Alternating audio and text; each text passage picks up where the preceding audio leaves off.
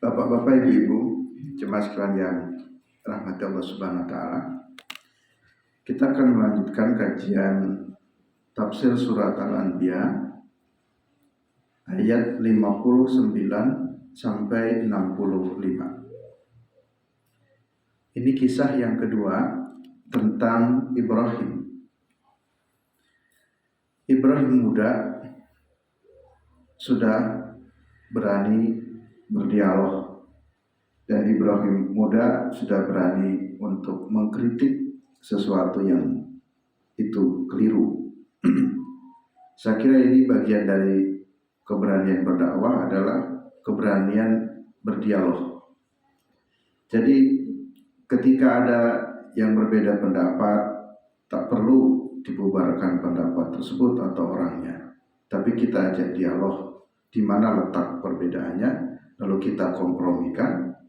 Kalau memang ada hal yang kurang tepat, mungkin kita bisa pesan kepada dai tersebut, janganlah menyampaikan perkara-perkara ini. Tapi jangan pula umpamanya seorang dai lalu kemudian diturunkan dari mimbar atau suruh pergi, atau jamaah sudah siap ngaji dibubarkan. Saya kira cara dialog ini yang lebih tepat.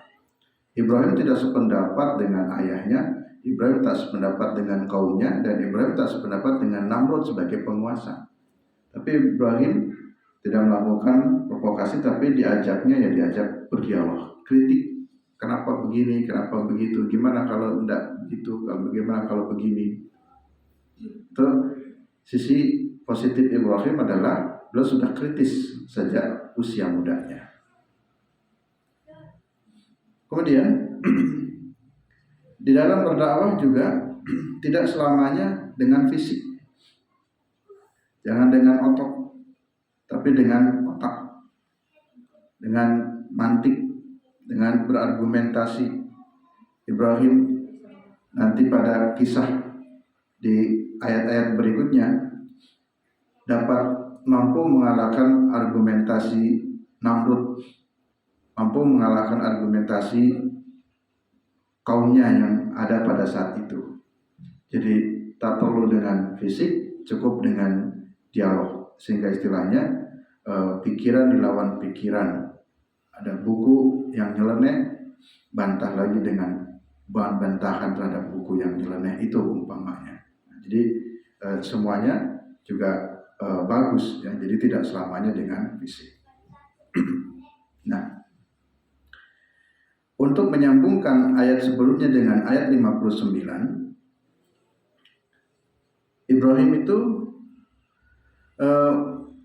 melihat praktek yang terjadi pada kaumnya menyembah berhala. Dalam logika Ibrahim aneh, berhala itu dibuat oleh manusia, baik dari batu, dari kayu-kayu, tapi kemudian dibuat oleh manusia, tapi kemudian manusia menyembah itu benda. Padahal yang membuat manusia, tapi kemudian disembah oleh manusia dan dianggap sebagai Tuhan, padahal dia yang membuat Tuhannya. Jadi logika ini tidak masuk dalam benak Ibrahim. Sehingga dalam satu kesempatan telah diajak berdialog, Ibrahim kan mengatakan begini di bagian ayat yang terakhir itu, kami akan melakukan tipu daya terhadap Tuhan-Tuhanmu atau terhadap berhala-berhalamu. Nah, di situ kita sambungkan di situ. Nah, di ayat 59 ini langsung masuk, qalu man fa'ala hada bi alihatina innahu laminadh dhalimin. Siapa yang melakukan ini terhadap Tuhan-Tuhan kami? Sungguh orang ini orang yang dolim. Nah, di sini langsung kalimatnya, siapa yang melakukan hal ini terhadap Tuhan-Tuhan kami? Sungguh orang ini Tuhan, orang yang dolim. Kok berani-beraninya menghancurkan Tuhan-Tuhan kami? Nah, di negeri itu, di negeri Namrud, ada satu ruangan besar, itu tempat beribadah. Kalau kita yang masjid, atau Kristen gereja, atau tempat yang lainnya, sebutan-sebutan lain untuk tempat beribadah. Dan tempat beribadah itu dipenuhi dengan patung-patung. Kemudian ada lagi tangga-tangga, di sekitar tangga juga ada patung-patung, dan nanti di paling tinggi yaitu patung yang paling besar. Ya, patung yang paling besar. Dan setiap patung-patung itu diberi nama. Umpamanya ada patung ular, patung matahari, dan paling besarnya adalah patung Namrud. Ya, karena Namrud juga sama dengan Firaun. Dia mengaku sebagai Tuhan. Ya, raja penguasa tapi plus ngaku jadi Tuhan. Jadi yang ngaku Tuhan itu juga Namrud selain Firaun. Jadi ada patung yang terbesar dikasih nama patung itu ya Namrud, yaitulah Tuhan kita yang paling besar. Nah, Ibrahim setelah dia sebelumnya mengajak dialog, tapi kemudian ketika berdialog dia kaumnya tidak menerima logika Ibrahim atau masukan-masukan dari Ibrahim. Melakukan akan melakukan tipu daya terhadap Tuhan-Tuhan kalian. Tapi ini untuk tujuannya memberikan logika.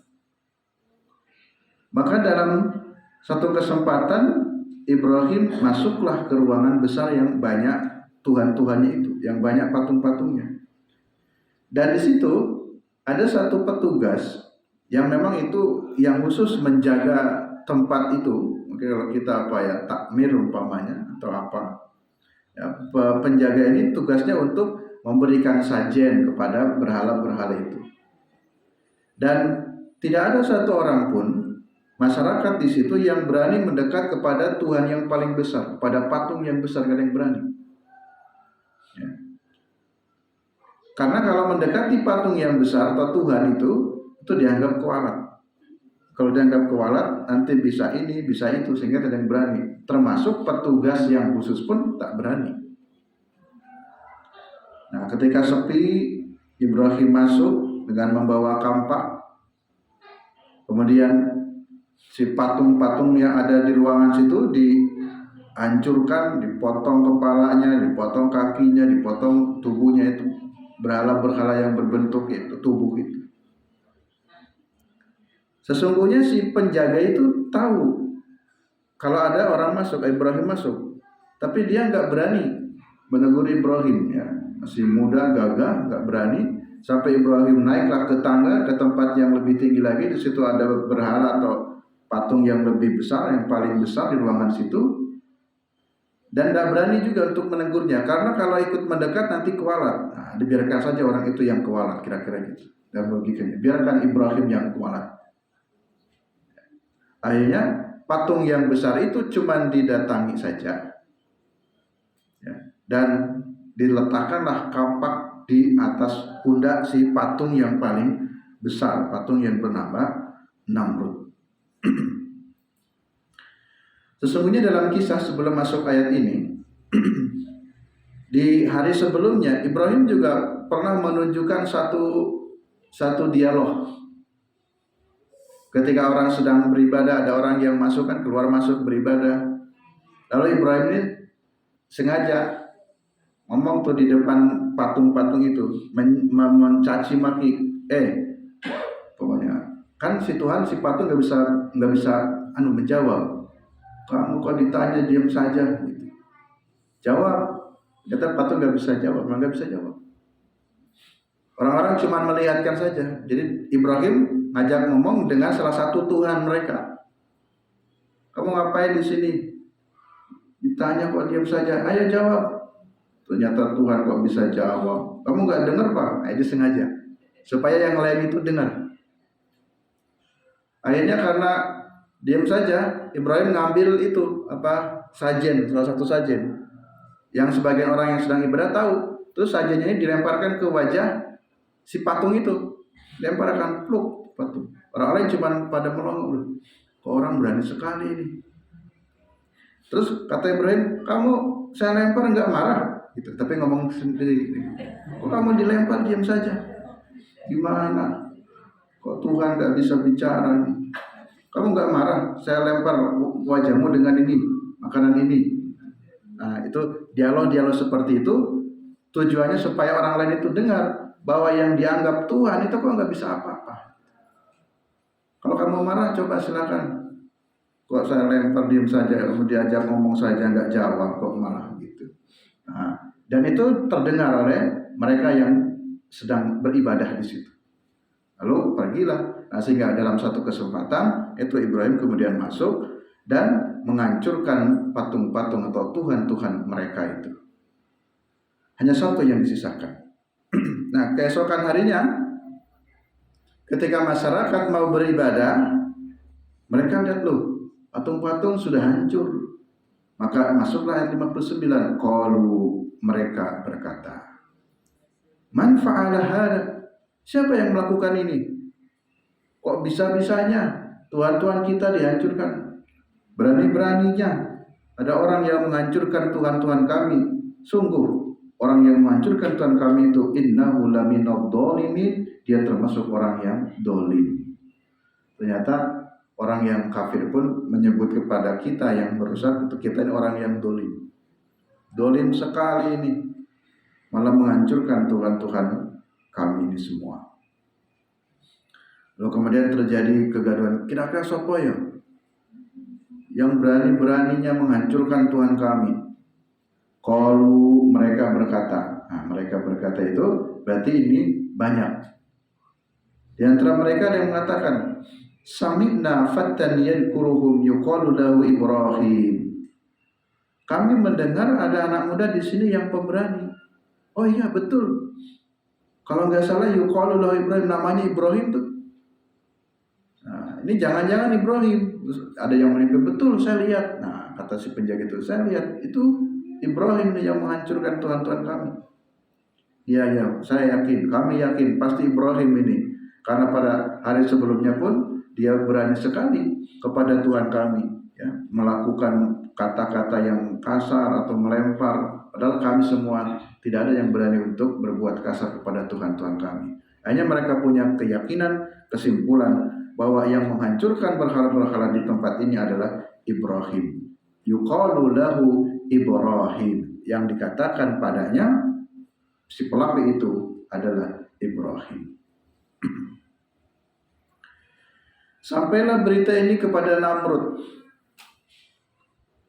Akhirnya Namrud pun meminta untuk memanggil Ibrahim. Qalu ayat 61, mereka berkata, fa'tu bihi, bawa dia Ibrahim ke sini, panggil.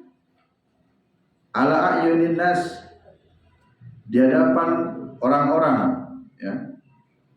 Mumpung kita kumpul semuanya di masjid, mumpung kita kumpul semua tempat ibadah, coba panggil Ibrahim, suruh ke sini. La'allahum yashhadun, supaya dia bersaksi. Kita ingin dengar apa sih alasan Ibrahim berani-beraninya menghancurkan Tuhan-Tuhan kami, kira-kira begitu. Kita ingin dengar apa sih alasannya. Kok bisa-bisanya Tuhan kami dihancurkan? La'allahum yashhadun, dan disaksikan oleh orang banyak. Ini mumpung kita kumpul semuanya, ya. Seperti pernah ada satu video, ya, pemanggilan seorang ustaz disaksikan di halayak umum, lalu kemudian disuruh minta bersaksi, kamu betul begini, kamu betul begitu. Jika tidak, ya coba sekarang kalian bersaksi di hadapan kami, apa alasannya, apa argumentasinya. Nah, jadi kira-kira diadili, di Ibrahim ini mau diadili, kenapa menghancurkan Tuhan-Tuhan kami. Qalu, lalu mereka berkata, anta fa'alta hada bi alihatina ya Ibrahim. Ibrahim, apakah benar engkau yang melakukan ini semua kepada Tuhan-Tuhan kami, ya Ibrahim, Ibrahim? Kamu yang menghancurkan Tuhan-Tuhan kami, ya? Betul kan? Dalam gitu. Qala, Ibrahim jawab. Ini kolanya Ibrahim. Ibrahim jawab dengan santai karena dia sudah siap. Memang seorang dai tentu ya harus siap segalanya, ya. Siap ilmunya untuk berargumentasi. Kalau istilah orang berdebat harus siap ilmunya. Dan saya kira Ibrahim paham, jika umat ini marah ada risikonya. Kalau terjadi risiko, ya, apa yang harus dilakukan? Ibrahim sudah yakin pasti akan ada Tuhan atau Allah yang akan membelanya. Itu keyakinan itulah kemudian punya keberanian. Kita membayangkan, mohon maaf ya Bapak Ibu, kalau ada satu kasus maksiat saja, pokoknya ada di kos-kosan, wah ini kayaknya lagi pesta miras di kos-kosan, kumpul nih laki perempuan, dan yakin laporan dari masyarakat sudah sampai pada Pak RT, tapi tidak semua orang berani untuk mendatangi, ya, karena ada risiko. Mengingatkan Ponyon Gur, Mas, sudah jam 11 loh, jangan ngumpul-ngumpul terus. Itu untuk menegur, untuk mengingatkan itu, tidak semua orang berani. Kalau terjadi argumentasi dialog, ya terus serahku, ini kos-kosanku, aku yang bayar, kamu nggak bayar kok kamu malah larang-larang. Kan akan terjadi dialog, argumentasi. Dan juga Pak RT yang mendatangi itu atau seseorang tokoh yang mendatangi kumpulan-kumpulan maksiat itu juga tahu ada risikonya. Wah, kalau marah gimana? Antisipasinya seperti apa? Tentu sudah siap, yakin saya siap, saya yakin karena saya sebagai yang ditokohkan di sini, apapun yang terjadi saya harus mengingatkan. Kira-kira begitu. Nah, itulah pikiran seorang Ibrahim. Ya. Jadi melihat ada keburukan pada menyembah ini dan dipanggil tahu, wah malah diadili di hadapan orang banyak. Ini kalau orang banyak ini emosi semua, kalau marah semua, akan ada akibat yang terjadi pada diri Ibrahim. Tapi Ibrahim tetap hadir ketika dipanggil, datang, dan kemudian Ibrahim menjawab dengan santai, qala bal fa'alahu kabiruhum hada. Lah, apa bapak-bapak ini tidak salah toh? Kok menuduh saya yang menghancurkan Tuhan-Tuhan ini? Ya Boya tanya sama itu loh, Tuhan yang paling besar, sama patung yang paling besar. Bal fa'alahu kabiruhum, kabir itu besar. Jangan-jangan oleh itu patung yang paling besar yang menghancurkan ini. Apa ndak keliru kok nuduh ke saya? Ini untuk melogikakan saja, untuk mengajak dialog pikiran. Fas'aluhum, coba tanya saja itu. Tanya kepada itu Tuhan yang paling besar itu. In kanu yantikun. Atau mungkin ya di sini saya menangkap kanu itu kan mereka banyak. Mungkin tidak semua berhala-berhala dihancurkan. Mungkin ada yang tidak juga. Di samping yang paling besar dikasih kampak. Atau coba tanya itu kepada Tuhan-Tuhan kalian. Jika betul Tuhan-Tuhan itu yang tikun bisa bicara, coba tanya. Mungkin dia menyaksikan, apalagi yang paling besar kan berada di atas tuh, ngawasi semuanya, kelihatan tuh. Tanya saja sama yang besar. Nah, Ibrahim begitu jawabannya. Bagaimana respon dari masyarakat atau umat yang ada pada saat itu? Faraja'u ila anfusihim. Akhirnya logikanya dikembalikan kepada diri mereka, raja'u kembali, dikembalikan kepada diri mereka sendiri. Mungkin dalam benak mereka dan pikir mereka, benar juga ya, apa iya ya, gitu. Tapi juga mulai berdialog dalam pikirnya, tapi masa iya ya yang menghancurkan itu Tuhan yang besar atau yang besar. Tapi kami meyakini bahwa walaupun itu berhala yang paling besar, yakin bukan dia pelakunya. Karena dia nggak bisa melakukan apa-apa. Jangankan menghancurkan teman-temannya, dia saja nggak bisa bicara. Nah, di situ logikanya sudah mulai tersadarkan. Faraja'u ila anfusihim, mengembalikan kepada akalnya mereka. Tapi walaupun akalnya sudah bisa menerima, logikanya bisa menerima bahwa tidak mungkin Tuhan yang besar itu, patung yang paling besar itulah yang menghancurkan patung-patung yang lainnya. Tidak mungkin. Itu logika mereka menjawab begitu. Tetapi karena keyakinannya sudah melekat, biasanya begitu. logika memang bisa menerima, logikanya kuat, tapi keyakinannya juga sudah melekat, maka biasanya logika yang saat itu akan terabaikan. Kalau sudah keyakinan, pokoknya udah. Nah, jurusnya pokoknya ya sudah selesai. Diajak dialog pun nggak bisa. Pokoknya dari dulu begini. Hanya mereka mengatakan faqalu innakum antum dolimun. Nah, balik nyerang kepada Ibrahim lagi. Kamulah yang dolim, Ibrahim. Kalau dibahasakan, ya tidak mungkin. Tidak mungkin itu patung yang besar itu yang menghancurkan. Kan dia nggak bisa berbuat apa-apa. Kan dia tidak bisa melakukan ini dan itu. Mungkin Ibrahim dengan mudah nanti akan membalikan lagi logikanya. Lah, kalau memang tidak bisa berbuat apa-apa, kenapa patung-patung itu dianggap Tuhan? Tuhan kok nggak bisa apa-apa? Jadi dengan tadi bahasa-bahasa dialog itulah yang dilakukan dalam dakwahnya Ibrahim. Kemudian thumma nukisu ala ru'usihim. Nukisu itu maksudnya menundukkan kepala mereka. Jadi mereka tertunduk. Tertunduk itu ya tadi kan logikanya ya kalah dengan logika Ibrahim. Ibrahim hanya memancing saja. Itu yang menghancurkan adalah Tuhan kalian yang paling besar.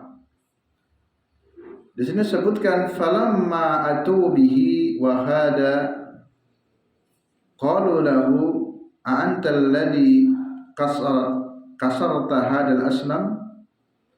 Mereka bertanya kepada Ibrahim, apakah engkau yang menghancurkan berhala-berhala ini? Fa'ajabahum. Lalu Ibrahim menjawab, qala bal fa'alahu kabiruhum hada. Justru yang menghancurkan ini adalah berhala yang paling besar itu. Ini loh yang ini, kabiruhum hada yang ini. Aiballadhi fa'ala hada as-sanamul akbar. Yang menghancurkan itu adalah berhala yang paling besar, alladhi lam yaksuruh.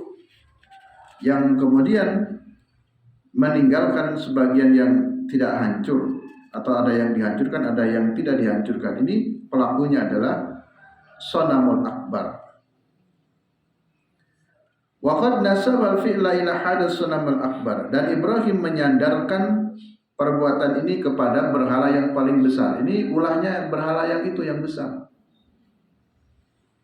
Tapi tadi karena keyakinannya sudah melekat, si kaum balik ujat lagi, bal antas sonata dalika. Ya pasti kamu yang melakukan ini, nggak mungkin lah itu berhala yang itu. Kamu ini, ayo ngaku saja, kira-kira begitu. Ngaku saja, ini kamu yang melakukannya.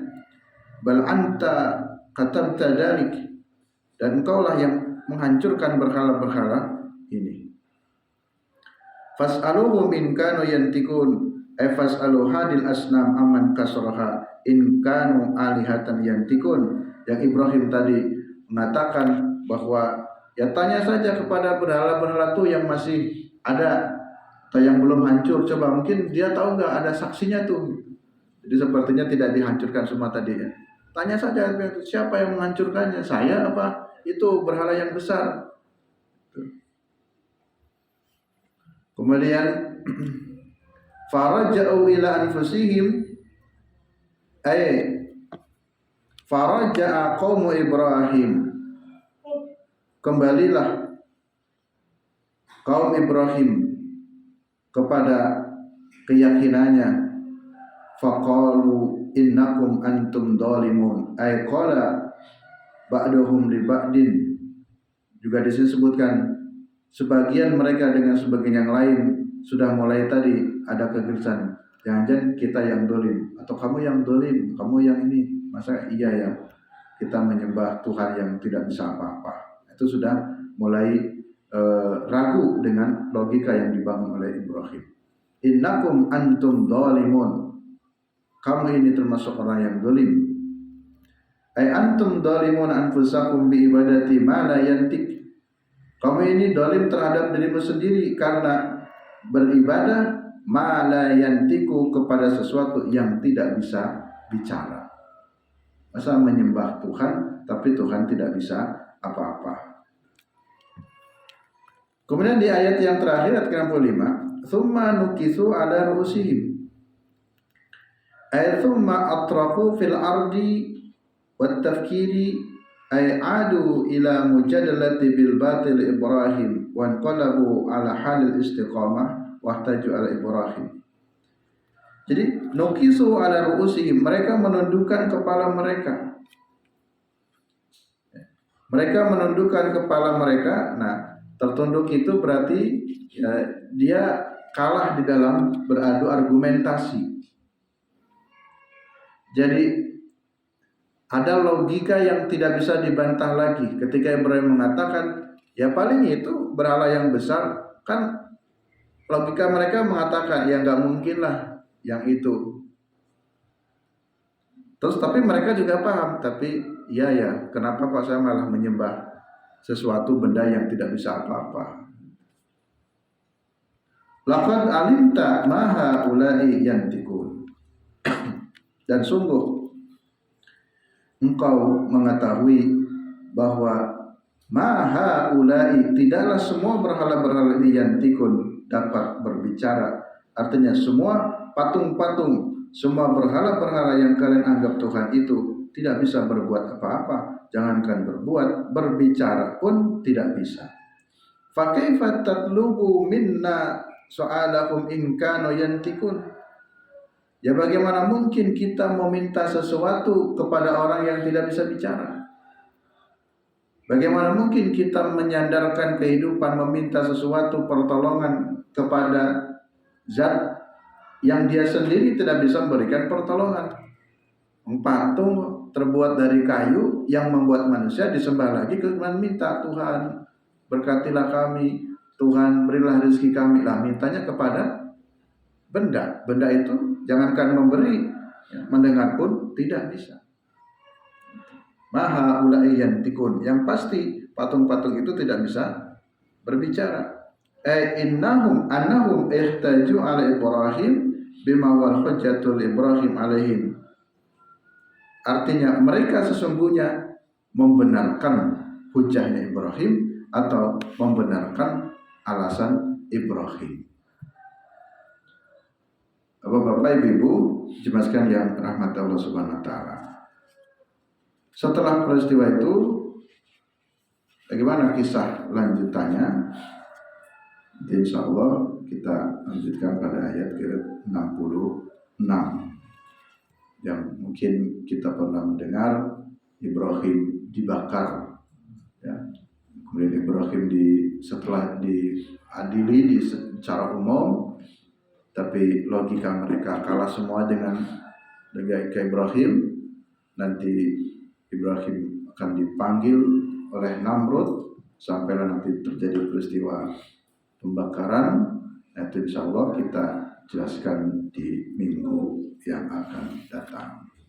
Bersambung Bapak Ibu, mohon untuk hadir terus mengikuti kajian tafsir Al-Anbiya ini. Kurang lebihnya mohon maaf. Billahi taufiq wal hidayah. Assalamualaikum warahmatullahi wabarakatuh. Waalaikumsalam.